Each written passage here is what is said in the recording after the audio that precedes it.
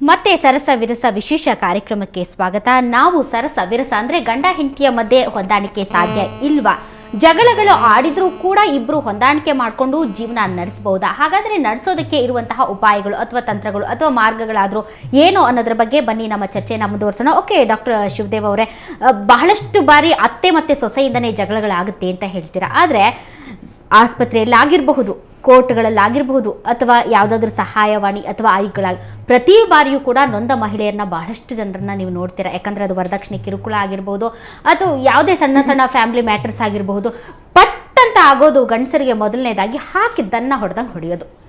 ಯಾಕಂತೀರಾ? ಹೊಡೆಯೋದಕ್ಕಿಂತ ಜಾಸ್ತಿ ಹಲವು ಅಂದ್ರೆ ಇಟ್ ಡಿಪೆಂಡ್ಸ್. ಇವಾಗ ಯಾವ ರೀತಿಯಲ್ಲಿ ಎಲ್ಲರೂ ಹೊಡಿತಾರೆ ಅಂತ ಹೇಳಕ್ಕೆ ನಾನು ಇಷ್ಟಪಡೋದಿಲ್ಲ. ಕೆಲವರು ಅದನ್ನ ತುಂಬಾ ದಿವಸದಿಂದ ಅದನ್ನ ಸರಿಪಡಿಸೋದಕ್ಕೋಸ್ಕರ ಪ್ರಯತ್ನ ಪಟ್ಟಿರ್ತಾರೆ. ಅದು ಸರಿಪಡ್ಲಿಲ್ಲ ಅಂದಾಗ ಅವ್ರಿಗೆ ಏನ್ ನೆಕ್ಸ್ಟ್ ದಾರಿ ತೋಚಲಿಲ್ಲ ಅಂದಾಗ ಅವಾಗ ಸಾಮಾನ್ಯವಾಗಿ ಗಂಡ ಹೆಂಡತಿ ನಡುವೆ ಸಾಮಾನ್ಯವಾಗಿ ಜಗಳ ಯಾಕೆ ಬರುತ್ತೆ ಅಂತ ಮಿಸ್ಅಂಡರ್ಸ್ಟ್ಯಾಂಡಿಂಗ್ಸ್ ಅಂದ್ರೆ ಇಬ್ರು ಪರ್ಸನಾಲಿಟೀಸ್ ಬೇರೆ ಬೇರೆ ಇರಬಹುದು. ಮದುವೆಗಿಂತ ಮುಂಚೆ ತುಂಬಾ ಟೈಮ್ ಕೊಟ್ಟು ಅವ್ರ ಅರ್ಥ ಮಾಡ್ಕೊಳ್ಳೋದಕ್ಕೆ ನಮ್ಮ ಸಿಸ್ಟಮ್ ಅಲ್ಲಿ ಕೆಲವು ಅಂದ್ರೆ ಚೇಂಜ್ ಆಗ್ತಾ ಇದೆ. ನಾ ಹೇಳಿದಾಗೆ ಇವಾಗ ನಮ್ಮ ಸಿಸ್ಟಮ್ ಅಲ್ಲಿ ತುಂಬಾ ಅರ್ಥ ಮಾಡ್ಕೊಳ್ಳೋದಕ್ಕೆ ಒಂದು ಟೈಮ್ ಇಲ್ದಲೇ ಇರಬಹುದು. ಅವ್ರ ಪರ್ಸನಾಲಿಟೀಸ್ ತುಂಬಾ ಬೇರೆ ಬೇರೆ ಇರಬಹುದು. ಎಕ್ಸ್ಪೆಕ್ಟೇಷನ್ಸ್ ಒಬ್ಬರಿಂದ ಒಬ್ಬರಿಗೆ ಬೇರೆ ಬೇರೆ ಇರಬಹುದು. ಜಾಸ್ತಿ ಪ್ರಕರಣಗಳು ದಾಂಪತ್ಯ ದ್ರೋಹ ಅಂದ್ರೆ ಏನ್ ಹೇಳ್ತಾರೆ, ಎಕ್ಸ್ಟ್ರಾ ಮ್ಯಾರಿಟಲ್ ಅಫೇರ್ಸ್ ಅಂತ ಏನ್ ಹೇಳ್ತೀರಾ, ಅದು ಹೆಣ್ಮಕ್ಳಿಗಿಂತ ಗಂಡಸರಲ್ಲೇ ಜಾಸ್ತಿ. ಯಾಕಂದ್ರೆ ಸಮಾಜದಲ್ಲಿ ನಾವು ನೋಡ್ತಾ ಇದ್ದೀವಿ. ಸೊ ಈ ಒಂದು ಅನೈತಿಕ ಸಂಬಂಧ ಏನಿದೆ ಅದು ವಿಚ್ಛೇದನಗಳಿಗೆ ಅಥವಾ ಇಬ್ಬರಲ್ಲಿ ಇರ್ಸು ಮುರ್ಸು ಉಂಟಾಗೋದಕ್ಕೆ ಕೌಟುಂಬಿಕ ಕಲಹಕ್ಕೆ ಒಂದು ದೊಡ್ಡ ಕಾರಣ ಅಂತ ಹೇಳ್ಬೋದಾ? ಹೇಗೆ ಇನ್ನೊಂದು ವಿಶೇಷತೆ ನೀವು ನೋಡಿ, ಸ್ಟ್ಯಾಟಿಸ್ಟಿಕ್ಸ್ ಪ್ರಕಾರ ಕೂಡ ಫಸ್ಟ್ ಫ್ಯೂ ಇಯರ್ಸ್ ಜಗಳ ಜಾಸ್ತಿ ಗಂಡ ಹೆಂಡತಿಗೆ. In fact there is a beautiful statement, old wives and old shoes are very comfortable ಅಂತ, ಬಿಕಾಸ್ ದೇ ಡೋಂಟ್ ಬೈಟ್ ಅಂತಾರೆ. ಸೊ ಇದು ಒಂದು ಇಂಪಾರ್ಟೆಂಟ್ ಸೊಲ್ಯೂಷನ್. ಹೆಂಗೋ they have to tried over the crisis. ನೀವು ಹೇಳ್ದಂಗೆ ಎಕ್ಸ್ಟ್ರಾ ಮ್ಯಾರೈಟಲ್ ಪ್ರಾಬಬಲಿ ಗಂಡಸರಲ್ಲಿ ಜಾಸ್ತಿ ಇರುತ್ತೆ. ಅನ್ಫಾರ್ಚುನೇಟ್ಲಿ ಅದನ್ನ ಸಮಾಜದೊಳಗೆ ನಡ್ಕೊಂಡು ಹೋಗ್ಬಿಟ್ಟಿದೆ. ಇನ್ಫ್ಯಾಕ್ಟ್ ಹಳ್ಳಿ ಕಡೆ ಎಲ್ಲ ಹೇಳ್ತಾರೆ, ರತಿ ಅಂತ ಹೆಂಡತಿ ಇದ್ರು ಕೋತಿ ಅಂತ ಸೂಳೆ ಇರ್ಬೇಕು ಅಂತ ಹಳ್ಳಿ ಕಡೆ ದೊಡ್ಡವರು ಹೇಳ್ತಾರೆ. ಇವೆಲ್ಲ ಮಾತುಗಳು. ಆದ್ರೆ ಅದೇ ಹೆಣ್ಮಗ ಡಿಮಾರಲೈಸ್ ಆಗ್ಬಿಡ್ತಾರೆ. So no male will tolerate. ತಾನ್ ಮಾಡಿದನ್ನ ತನ್ನ ಹೆಂಡತಿ ಮಾಡಿದ್ರು ನೋಬಡಿ ವಿಲ್ ಟಾಲರೇಟ್. ಸೊಸೈಟಿಯಿಂದ ಮೊದಲಿಂದ ಹಂಗೆ ಬಂದ್ಬಿಟ್ಟಿದೆ ಅನ್ಫಾರ್ಚುನೇಟ್ಲಿ. ಇದು one of the reasons. And again not only extra marital, their own sexual adjustment. ನಮ್ ಡಾಕ್ಟರ್ ಹೇಳ್ದಂಗೆ sex is part of marriage, it's an institution. ಇಬ್ಬರು ಕೂಡ ಒಬ್ಬರನ್ನ ಅವ್ರಿಗೆ ತಕ್ಕಂಗೆ ಸ್ಯಾಟಿಸ್ಫೈ ಮಾಡಕ್ ಆಗಿದ್ದವು ಕೂಡ ಅದಕ್ಕೂ ಕೂಡ ಹಿಂದೆ ಒಂದು ಕಾರಣ ಇರುತ್ತೆ. ಅವರಿಬ್ಬರಲ್ಲಿ ಜಗಳ ಆಗಿರ್ಬೋದು, ಮನಸ್ತಾಪ ಆಗಿರ್ಬೋದು. ಆ ಒಂದು ಜಗಳದಲ್ಲಿ ಆ ಒಂದು ಸಿಚುವೇಶನ್ ಅಲ್ಲಿ ಗಂಡನ ಹತ್ರ ಪ್ರೀತಿಯಿಂದ ಹೋಗೋದಕ್ಕೂ ಆಕೆಗೆ ಮನಸ್ಸು ಬರೋದಿಲ್ಲ. ಆದ್ರೆ ಗಂಡಂದ್ರು ಏನೇ ಆಗ್ಲಿ ಹೆಣ್ಣು ನನ್ನ ಸ್ವತ್ತು, ಹೇಗಾದ್ರೂ ಮಾಡಿ ಆಕೆ ನನ್ನ ಸಂತೋಷ ಪಡಿಸ್ಬೇಕು, ಅದು ಯಾವುದೇ ಸಂದರ್ಭದಲ್ಲಿ ಹೇಗೆ ಇರ್ಲಿ ಅನ್ನುವಂತ ಆ ಒಂದು ಮನಸ್ಥಿತಿ ಇದೆಯಲ್ಲ, ಅದ್ರ ಬಗ್ಗೆ ಏನ್ ಹೇಳ್ತೀರಿ ರೂಪಾ ಅವ್ರೆ? ಅದೇ ಇವಾಗ ಏನಾದ್ರೆ ಹುಡುಗರಿಗೆ ಖಂಡಿತ ಹುಡುಗರು ಹುಡುಗಿರು ಎಲ್ಲಾರು ತಪ್ಪು ಮಾಡಬಹುದು. ಆದ್ರೆ ಪರ್ಸೆಂಟೇಜ್ ನೀವೆಲ್ಲೇ ತಗೊಂಡ್ರು, ಇವತ್ತು ಪಬ್ಗೆ ಹೋಗಿದ್ರು, ಬಾರ್ಗ್ ಹೋಗಿದ್ರು, ಪರ್ಸೆಂಟೇಜ್ ನೀವು ಎಲ್ಲೇ ಹೋಗಿ ನೋಡಿದ್ರು ಹುಡುಗರೇ ಜಾಸ್ತಿ ಇರ್ತಾರೆ ಪರ್ಸೆಂಟೇಜ್ ವೈಸ್. 6 ಕೋಟಿ ಜನದಲ್ಲಿ ನೀವು ರೇಪಿಸ್ಟ್ಗಳನ್ನ ಯಾರು ನೋಡಿದ್ರು ಅದು ಗಂಡಸರೇ ಜಾಸ್ತಿ ಆಗಿರ್ತಾರೆ. ಸೊ ಪರ್ಸೆಂಟೇಜ್ ವೈಸ್ ಹೋಗ್ಬೇಕು. ಇವಾಗ ಈ ತರ ಸಂಸ್ಥೆಗಳಿದೆ ಅಂದ್ರೂ ಗಂಡಸರಿಗೆ ಆತರ ಡಿಪ್ರೆಷನ್ಗೆ ಹೋದಾರೆ ಆತರ ಎಲ್ಲ ಅಂತಂದ್ರು, ಇಷ್ಟು ದೊಡ್ಡ ಕೋಟಿ ಜನಗಳಲ್ಲಿ, ಇಷ್ಟು ದೊಡ್ಡ ಕರ್ನಾಟಕದಲ್ಲಿ ಎಷ್ಟು ಸಂಸ್ಥೆಗಳು ಅದನ್ನ ಮಾಡ್ತಾ ಇದೆ ಅಂತ.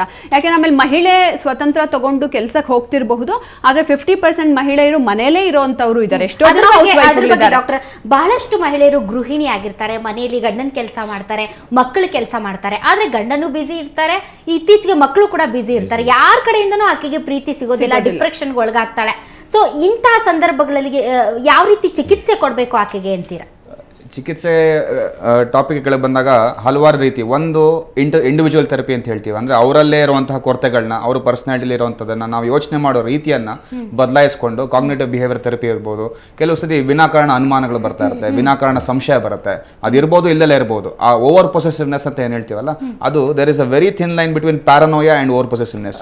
ಈ ಪೊಸೆಸಿವ್ನೆಸ್ ಬಹಳಷ್ಟು ಗಂಡ್ಮಕ್ಳು ತಮಗೆ ಆಗ್ತಾ ಇರೋದು, ಅಥವಾ ತಮಗೆ ತನ್ನ ಹೆಂಡತಿ ಮೇಲೆ ಅನುಮಾನ ಇದೆ, ಅಥವಾ ತಾನು ಹಿಂಗೆ ಇರಬೇಕು, ಅದ್ರ ಬಗ್ಗೆ ಚರ್ಚೆನೆ ಮಾಡಲ್ಲ. ಯಾಕಂದ್ರೆ ಆಕೆ ಹೆಂಗ್ಸು, ಆಕೆಗೆ ನಾನು ಹೇಳ್ದಂಗೆ ಕೇಳಬೇಕಷ್ಟೇ ಅನ್ನುವಂತ ಮೈಂಡ್ ಸೆಟ್ ಇದೆಲ್ಲ, ಅದು ಬದಲಾಗಬೇಕು ಅಂತೀರಾ ಈ ದಾಂಪತ್ಯದಲ್ಲಿ ಸಾಮರಸ್ಯ? ಬಹಳ ಇಂಪಾರ್ಟೆಂಟ್ ಅಮ್ಮ. ನಮ್ಮಲ್ಲಿ ನೀವು ನೋಡಿ, ಯಾವಾಗ್ಲೂ ಬೇರೆಯವ್ರನ್ನ ಹೀಯಾಳಿಸ್ತಾರಲ್ಲೇ ನೋಡ್ತೀವಿ. ಗಂಡನ್ನ ಹೆಂಡತಿನ ಹೀಯಾಳಿಸೋದು, ಈ ಮನೋಭಾವ ಹೋಗ್ಬೇಕು. ಬಹಳ ಸರಿ ನಾವು ನೋಡ್ತೀವಿ, other side of the fence is green ಅಂತಾರಲ್ಲ, ಯಾವಾಗಲೂ ಹೀಯಾಳಿಸಿ ಮಾತಾಡೋದನ್ನ ಫಸ್ಟ್ ಬಿಡ್ಬೇಕು. ಬಹಳ ಜನ ಇದನ್ನ ಮಾಡ್ತಾರೆ, ತನ್ನ ಹೆಂಡತಿನ ಏನೋ ಒಂಥರ ಹೀಯಾಳಿಸೋದು. ಈ ಹೀಯಾಳಿಕೆ ಮಾತುಗಳಿಂದ ಮನಸ್ಸಿಗೆ ಬಹಳ ಆಘಾತ ಆಗುತ್ತೆ. ಸೊ ಆದಷ್ಟು ಒಂದ್ ಸಣ್ಣದಾದ್ರೂ ಕೂಡ, ಒಲ್ಲದ ಗಂಡನಿಗೆ ಮೊಸರಿನಲ್ಲಿ ಕಲ್ಲು ಅಂತಾರಲ್ಲ, ಎಲ್ಲೋದ್ರೂ ಕಲ್ಲು ಹುಡ್ಕಕ್ ನೋಡ್ತಾರೆ. ಒಂದ್ಸಾರಿ ಅದು ಪ್ರೀತಿಯಿಂದ ನೀನ್ ಮಾಡಿದ ರಸ ಚೆನ್ನಾಗಿತ್ ಕಣೆ ಅಂದ್ರೆ she will feel happy and proud.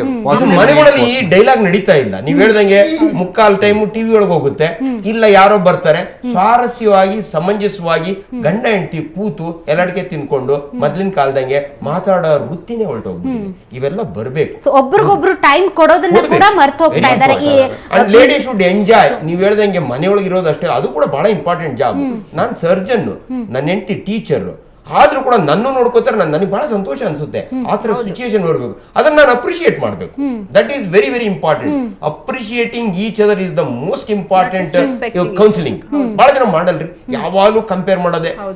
ಎಷ್ಟೇ ಹೆಣ್ಣಾಗ್ಲಿ ಗಂಡಾಗ್ಲಿ ಒಬ್ಬರನ್ನೊಬ್ರು ಕಂಪೇರ್ ಮಾಡಿಕೊಳ್ಳೋದಕ್ಕಿಂತ ಅವ್ರು ಏನಿದ್ದಾರೆ ಅದಕ್ಕೆ ಗೌರವ ಕೊಡ್ಬೇಕು ಅಂತ. ಆಮೇಲೆ ಈಗ ಬಹಳಷ್ಟು ಸಾರಿ ಸರಸ್ವತಿ ಅವರೇ, ಈಗ ಗಂಡು ಹೆಣ್ಣು ಒಬ್ರು ಎಲ್ಲೋ ಇರ್ತಾರೆ, ಕೊನೆಗೆ ಒಂದಾಗ್ತಾರೆ. ಅವರ ಅಭಿರುಚಿ ಬೇರೆ, ಇವರ ಅಭಿರುಚಿ ಬೇರೆ.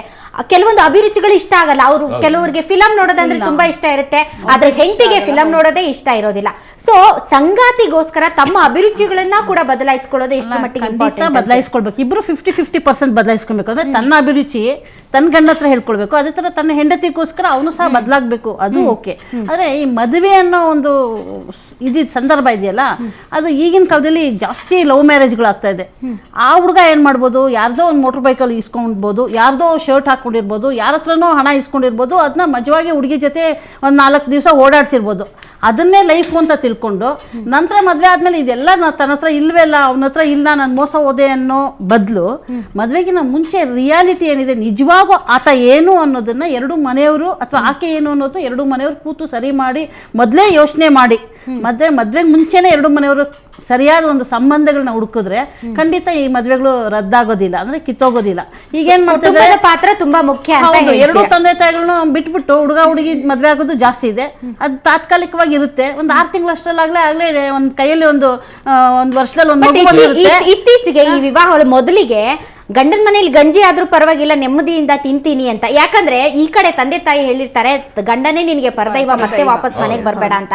ಆದ್ರೆ ಇತ್ತೀಚಿನ ದಿನಗಳಲ್ಲಿ ಎಲ್ಲಾ ಒಂದು ಕ್ಷೇತ್ರದಲ್ಲೂ ಹೆಣ್ಣು ಬೆಳೀತಾ ಇದ್ದಾಳೆ. ಹಾಗಾಗಿ ಪೋಷಕರ ಒಂದು ಸಹಮತ ಕೂಡ ಏನೇ ಆಗ್ಲಿ ನಿನ್ ಮನೆಗೆ ನಾನು ನೋಡ್ಕೊಳ್ತೀನಿ ಅದು ತುಂಬಾ ಆಗ್ಬಿಟ್ಟಿದೆ ಮೇಡಮ್. ಇವಾಗ ಏನಾಗಿದೆ ಗೊತ್ತಾ, ಈಗ ಮದ್ವೆ ಆತು ಹೋದವಳು ಒಂದು ಹೆರಿಗೆ ಅಂತ ಹೋದ್ಮೇಲೆ ವಾಪಸ್ಸೇ ಬರೋದಿಲ್ಲ. ಆತರ ಪ್ರಕರಣಗಳು ನಿಮ್ ಸಂಸ್ಥೆಯಲ್ಲಿ ಜಾಸ್ತಿ ಇದೆ. ಏನ್ ಮಾಡ್ತಾನೆ, ಅದ್ರ ಬಗ್ಗೆ ನಾನು ನಿಮ್ ಜೊತೆ ಚರ್ಚೆ ಮಾಡ್ತೀನಿ. ವೀಕ್ಷಕರೇ, ಒಂದು ಸಣ್ಣ ಬ್ರೇಕ್ನ ನಂತರ